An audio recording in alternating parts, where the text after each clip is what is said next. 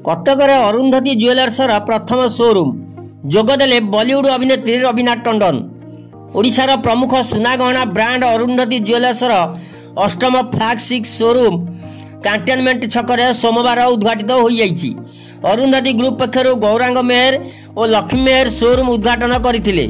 बॉलीवुड अभिनेत्री रवीना टंडन मुख्य अतिथि भाव जोग देइथिले। एही अवसर में रवीना कहिसेंती प्रथम थर पई कटक आसी खुशी लागुछि। कटक को से स्वच्छ सुंदर सहर भाव में वर्णना करथिले। सेहीपरि अरुंधति ज्वेलर्स तांको संपर्क अति निबिड़ दीर्घ वर्ष एवं से यही परिवार सह जड़ित अछंती। एथिसह कलाकृति सह प्रीमियम हैंडलूम सिल्क शाढ़ीर संभार रखा जाइछि। अरुंधति ज्वेलर्स पक्षर राज्यर सर्वप्रथम गहना ब्रांड भाव में 500 प्रीमियम सेवा मध्य जोगाई दिया।